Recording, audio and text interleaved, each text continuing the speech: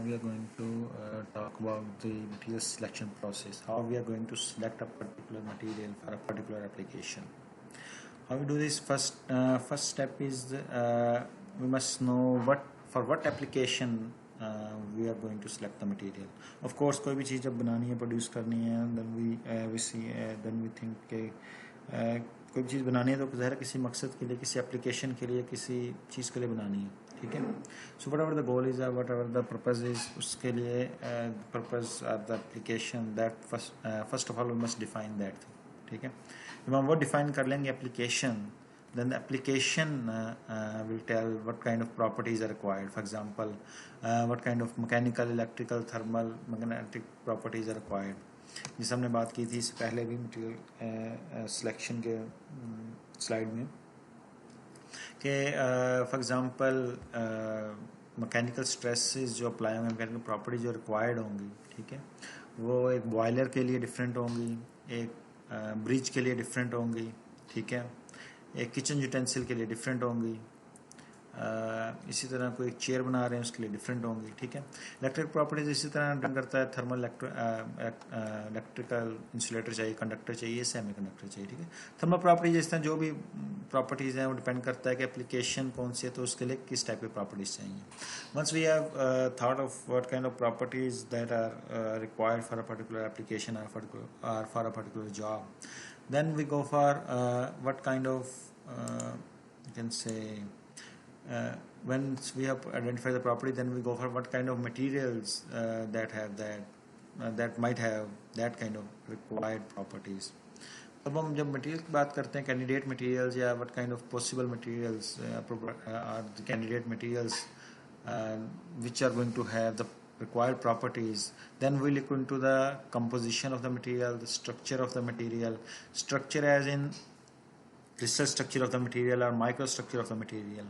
हम आगे in this course we will later on discuss what are the crystal structures and what are the microstructures, but at the moment you can think that the microstructure means as I have shown you the some of the micrographs before. So these are the microstructures of the material. Okay, microstructure as in what kind of structure or how the various components or various phases within a material are distributed. What kind of phases are there and how they are distributed. This can be shown by an image or picture, that is called a micrograph, and this thing is called microstructure. Okay. The crystal structure is a bit different. The crystal structure deals with how the atoms within a material are arranged. Okay, so we'll discuss that thing in detail later on, but at the moment you can just understand that candidate material, what kind of structure it has, what kind of composition it has, so that's the second thing which we are going to identify. Next thing is once we see what kind of material we can use depending upon the availability, structure, composition, then thing is what kind of processing is required to achieve the desired properties. Processing can change the structure of the material. ये हम इससे पहले discuss कर चुके हैं पिछले slide में, जिसमें अभी अब आपको माइक्रो स्ट्रक्चर्स दिखाए थे, ठीक है, कि प्रोसेसिंग चेंज करने से स्ट्रक्चर चेंज होता है, उससे परफॉर्मेंस चेंज हो जाती है, ठीक है. ओवरऑल शेप भी चेंज हो सकती है. Shape change as in rolling में या फोर्जिंग में, सब जितने मैकेनिकल ऑपरेशन हैं इसमें, मैकेनिकल डिफॉर्मेशन ऑपरेशन हैं, इसके अंदर शेप भी चेंज होती है, प्रोसेसिंग से प्रॉपर्टीज़ भी चेंज होती हैं, ठीक है. रोलिंग जिस तरह शीट्स वगैरह रोल की जा सकती हैं. सो ये एग्जांपल्स हैं यहाँ पे कुछ प्रोसेसिंग की, डिफरेंट प्रोसेसेस की. कास्टिंग हो गई, इसमें सिंटरिंग है, या कोई भी प्रोसेस जो हम यूज़ कर सकते हैं. So this is more or less the you can say flow chart through which we are going to select what kind of material are going to be used and what kind of processing is going to be needed to achieve the desirable properties in the material. ठीक है. अब किस तरह processing जो है वो material properties को effect करती है, या कंपोजिशन किस तरह इफेक्ट करती है, या स्ट्रक्चर किस तरह इफेक्ट करती है. This is we are going to see in the next slides. For example, here this is the you can say a graph of electrical resistivity of copper, which shows the resistivity of the copper, how it changes against the temperature. ठीक है. If we change the temperature or the service condition with the temperature, like if we're going to use the copper at room temperature or higher temperature or sub-zero temperatures, how the resistivity of this copper is going to change. So this is this graph shows that property. You can see if we're going to change the temperature, we are going to decrease the temperature, the resistivity of copper is going to decrease, which means the conduction is going to be improved as we go to the sub-zero temperatures or low temperatures. This is a common, is a typical behavior of metallic materials. In general, metals and alloys tend to have higher conductivity when it is used at low temperatures. But this is in contrast with the semiconductors and insulators, which are going to have a higher conductivity at higher temperature. Okay, so metals and alloys in general tend to have higher conductivity at low temperatures, while semiconductors and insulators tend to have higher conductivity at higher temperatures. Okay, so in this particular example, we can see the conductivity is going to increase, or resistivity is going to decrease for copper as we go below, as we go to the low temperatures or below zero. ठीक है, अब इसमें और चीज़ें भी आप देख सकते हैं कि जैसे जैसे कॉपर में की कंपोजिशन चेंज करते हैं, ठीक है, इसके अंदर निकल ऐड करते हैं तो इसकी जो है रेजिस्टिविटी बढ़ जाती है, विच मीन्स कंडक्टिविटी कम हो जाती है. सो कॉपर की रेजिस्टेंस जो है वो बढ़ रही है निकल के एडिशन के साथ. इन जनरल मेटेलिक मटेरियल जो प्योर होते हैं उनकी कंडक्शन बेहतर होती है या रेजिस्टेंस कम होती है. जब उसमें कोई भी इम्प्योरिटी या कोई भी अलाइंग एलिमेंट ऐड करते हैं तो उसकी रेजिस्टिविटी या रेजिस्टेंस बढ़ जाती है. इसलिए आपने आमतौर पे देखा होगा कमर्शियल्स में हम बता रहे होते हैं कि 99.9% प्योर कॉपर हम यूज़ कर रहे हैं या इससे भी ज़्यादा प्योर कॉपर यूज़ कर रहे हैं. वो क्यों बता रहे होते हैं? इसलिए कि प्योर कॉपर या जितने भी प्योर मटेरियल्स हैं उनकी कंडक्टिविटी ज़्यादा होती है और रेजिस्टेंस या रेजिस्टिविटी कम होती है. इलेक्ट्रिकल एप्लीकेशंस के लिए, स्पेशली कंडक्टर एप्लीकेशंस के लिए जितनी हाई कंडक्टिविटी होगी उतना बेहतर है. सो इन जनरल प्योर मटेरियल जो है जितने प्योरिटी ज़्यादा होगी इन जनरल उसकी इलेक्ट्रिकल प्रॉपर्टीज़ बेहतर होंगी, कंडक्शन प्रॉपर्टीज जो है बेहतर होंगी. ठीक है, रेजिस्टेंस कम होगी, जिससे यहाँ पर नज़र आ रहा है. सो कंपोजिशन चेंज करने से आप देख सकते हैं रेजिस्टेंस बढ़ रही है मटेरियल की. सो हम देख सकते हैं कंपोजिशन चेंज करेंगे प्रॉपर्टीज चेंज हो जाएंगी. सो डिजायरेबल कंपोजिशन अगर प्योर है तो हम कोशिश करेंगे प्योर मटेरियल यूज़ करें. 99.9% प्योर का मतलब भी ये है कि स्टिल इसमें 0.1% प्योरिटी है. ठीक है, सो अगर हम फर्दर प्योर करेंगे तो फर्दर रेजिस्टिविटी कम हो सकती है. ठीक है, अब इसमें एक और चीज़ आप देखें कि डिफॉर्म्ड कॉपर जो है और जो देखिए सेम कंपोजिशन है, 1.12 एटॉमिक परसेंट निकल है, यहाँ भी 1.12 एटॉमिक परसेंट निकल है. लेकिन दोनों में से डिफॉर्म्ड कॉपर की जो है वो रेजिस्टेंस या रेजिस्टिविटी ज़्यादा है.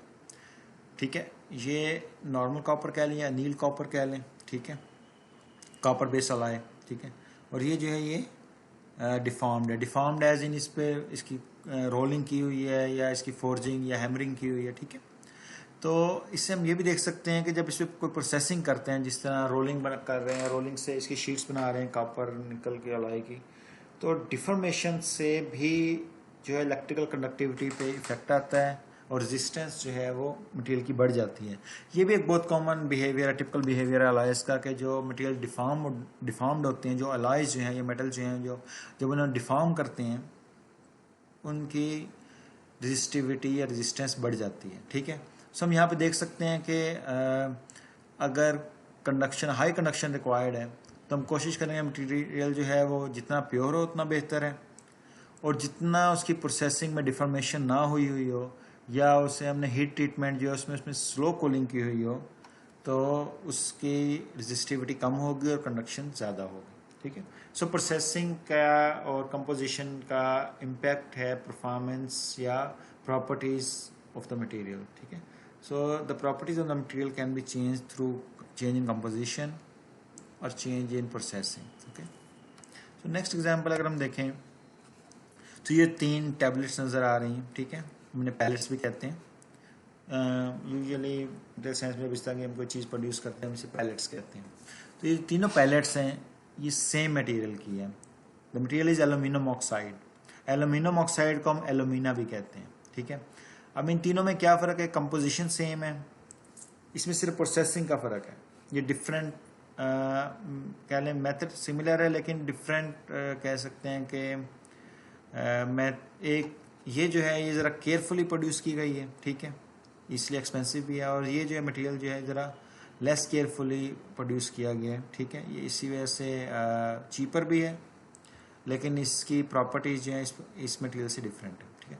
ये तीनों जो पैलेट्स हैं ये same composition same material aluminium oxide की बनी हुई है, ठीक है।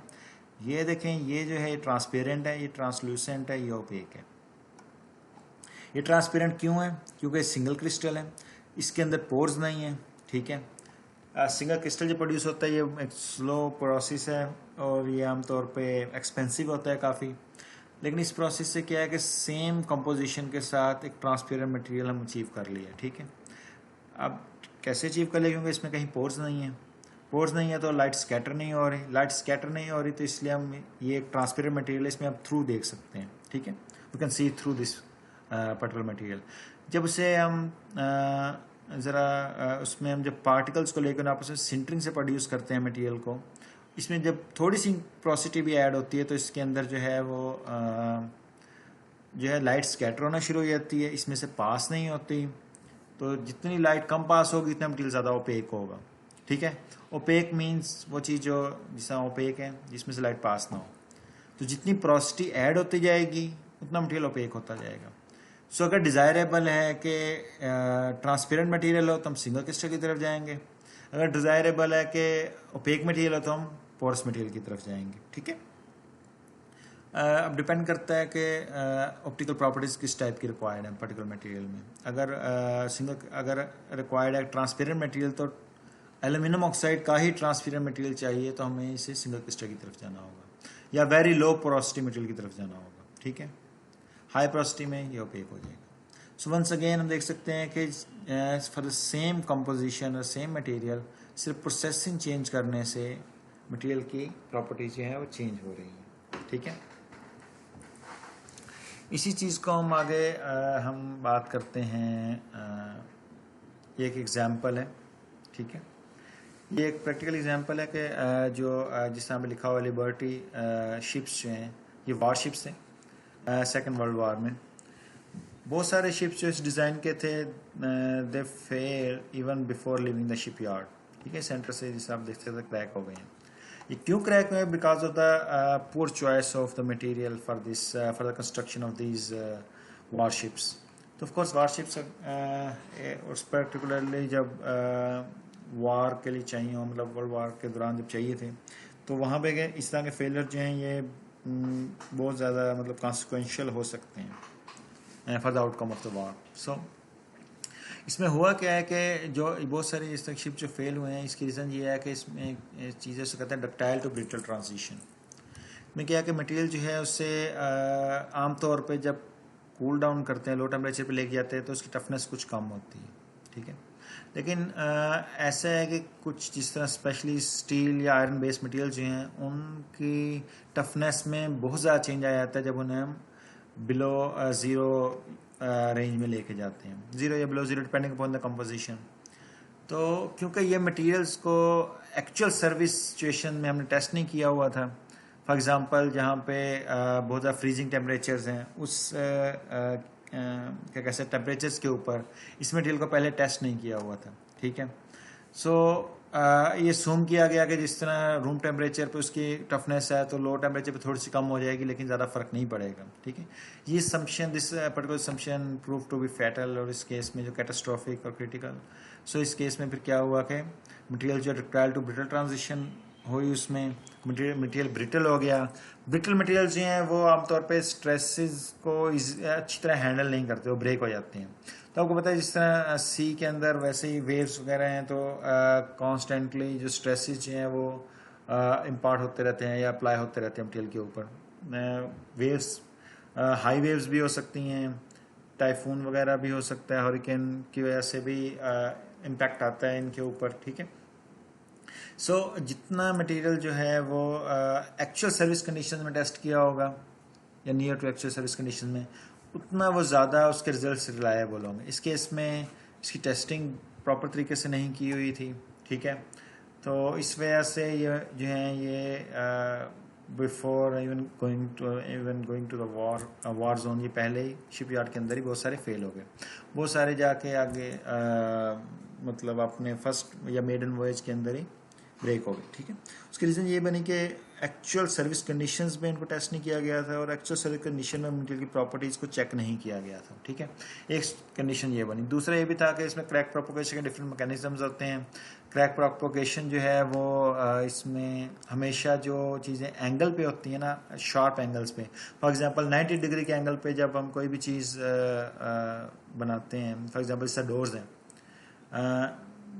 तो डोर जो हैं वो उसमें जो हुक्स हैं वो 90 के एंगल पे हो सकती हैं ना। जिस तरह अगर हम बात करें यहाँ पे लेट से एक डोर है वो इस एंगल के ऊपर बना हुआ है, ठीक है, 90 के एंगल पे। या आप इस तरह समझिए कि जो शार्प एजेस हैं किसी भी मटेरियल के अंदर, किसी भी डिज़ाइन के अंदर, वहाँ पे स्ट्रेस कंसंट्रेशन होती है। ठीक है, जब शार्प एजेस पे स्ट्रेस कंसंट्रेशन होगी, जैसे 90 डिग्री का अगर कोई भी बेंड है तो वो शार्प एज है। ठीक है, इससे शार्प एजेस पे हमेशा स्ट्रेस कंसंट्रेशन होती है, स्ट्रेस एम्पलीफिकेशन होती है। तो इट मीन्स के may be actual stress 30 megapascal apply किया लेट से फॉर एग्जांपल किसी केस में, तो उस कह सकते हैं शार्प एजेस के ऊपर एम्पलीफाई होकर 50-60 मेगापास्कल तक चला जाए। ठीक है, उससे स्ट्रेस एम्पलीफिकेशन की वजह से भी वहाँ से क्रैक स्टार्ट हो सकते हैं। ठीक है, सो बहुत सारी चीज़ें आपस में कपल होकर ये जो एक्चुअल जो है फेलियर हुआ था, इसमें एक तो डक्टाइल टू ब्रिटल ट्रांजिशन थी, मटीरियल एक्चुअल कंडीशन में टेस्ट नहीं किया हुआ था, इस वजह से ब्रेकेज आ गई। ठीक है, और दूसरा इसमें स्ट्रेस एम्पलीफाइंग पॉइंट्स कह रही हैं, स्ट्रेस कंसंट्रेशन पॉइंट्स थे। जिस भी जगह की रेडियस ऑफ कर्वेचर जो है कम होगा वहाँ पे क्या कहते हैं स्ट्रेस एम्पलीफिकेशन ज़्यादा होगी। इसीलिए जो डिज़ाइंस हैं, कोई भी जिस तरह शाफ्ट डिज़ाइन की है, फॉर एग्जांपल कुछ शाफ्ट अगर डिज़ाइन की जाए, ठीक है, लेट से कि शाफ्ट आ रही है, इसमें अगर लेट से शाफ्ट का डायमीटर यहाँ से आगे कम करना है तो एक तरीका यह कि इसे इस तरह कम कर लिया जाए। ठीक है, अब यहाँ पे आप देख रहे हैं यहाँ पे 90 का एंगल बन रहा है। ठीक है, तो यहाँ पे जो शार्प कॉर्नर जो है, इसे हम कह सकते हैं रेडियस ऑफ कर्वेचर जो है वो बहुत स्मॉल है, इसकी वजह से यहाँ पे स्ट्रेस कंसंट्रेशन होगी, यहाँ से जो है ये शार्ट ब्रेक हो सकती है। इससे जो बेटर डिज़ाइन है वो ये होगा कि यहाँ पे अगर हमने इसका डायमीटर चेंज भी करना है तो हम इसे इस तरह ला के चेंज करें। ठीक है, ये थोड़ा सा इसे कर्वेचर देंगे फिर करेंगे, उससे ये होगा कि यहाँ पे स्ट्रेस एम्पलीफिकेशन पॉइंट्स नहीं आएंगे। स्ट्रेस एम्पलीफिकेशन पॉइंट्स नहीं होंगे या स्ट्रेस कंसंट्रेशन पॉइंट्स नहीं होंगे तो स्ट्रेसेस की वैल्यू एम्पलीफाई नहीं होंगी, इंक्रीज नहीं होंगी। ठीक है, तो मटेरियल जो है उसकी परफॉर्मेंस बढ़ जाएगी और उसकी फेलियर होने के चांसेस कम हो जाएंगे। ठीक है, तो इस तरह के 3-4 पॉइंट्स जो हैं समझ लें इस पर्टिकुलर केस में एडअप हुए थे, जिसकी वजह से ये इनके कैटास्ट्रॉफिक फेलियर जो है अनएक्सपेक्टेड इवन शिपयार्ड के अंदर ही हो गया था। ठीक है, फिर ऐसे ऐसे इन चीज़ों को रिमूव किया गया, जिससे प्लेन के अंदर जो विंडोज़ होती हैं वो स्क्वायर विंडोज़ नहीं होती, हमेशा एजिस से वो राउंड होती हैं। ठीक है, क्यों? क्योंकि एक तो वैसे ही जो विंडोज़ हैं वो स्ट्रेस कंसनट्रेटर के तौर पर एक्ट कर रही होती हैं, लेकिन पर्टिकुलरली जब वहाँ पे जो विंडोज़ हैं वो अगर इस तरह होंगी तो यहाँ पे जो कॉर्नर है वहाँ पे स्ट्रेस कंसंट्रेशन होगी, इसलिए जो है विंडोज़ आमतौर पे थोड़ी सी इस तरह करके ना बेंड की हुई होती हैं ताकि शार्प एजेस ना बने और स्ट्रेस कंसंट्रेशन ना हो। ठीक है, तो इस तरह की चीज़ें प्रोडक्ट के डिज़ाइन के अंदर कंसिडर करनी होती है, पर्टिकुलर जो भी मैकेनिकल डिज़ाइन हो कि उसके अंदर शार्प एजेस हम कोशिश करते हैं कि अवॉइड करें। ठीक है, जितना अवॉइड करेंगे उतना मटेरियल की जो है वो सर्विस लाइफ जो है वो बढ़ जाएगी। ठीक है, अब डिपेंड करता है, इसमें यह भी नहीं है कि आप अवॉइड करते करते इसे बिल्कुल ही इस तरह कर लें। ठीक है, जो यहाँ पे जो कॉर्नर है ना, इसे समझ लिया टेपर ऑफ करना है। ठीक है, जितना आप थोड़ा सा टेपर ऑफ कर लेंगे तो काफ़ी ज़्यादा स्ट्रेस कंसंट्रेशन के चांसेस कम हो जाएंगे, तो ओवरऑल जो है वो मटेरियल की या कह सकते हैं किसी भी प्रोडक्ट की जो है वो लाइफ जो है वो बढ़ जाएगी। ओके, ठीक है, ये हमारा ये फर्स्ट चैप्टर जो है इसमें कंक्लूड हो गया, तो नेक्स्ट से हम नेक्स्ट चैप्टर शुरू करेंगे। ओके, थैंक यू, अल्लाह हाफिज़।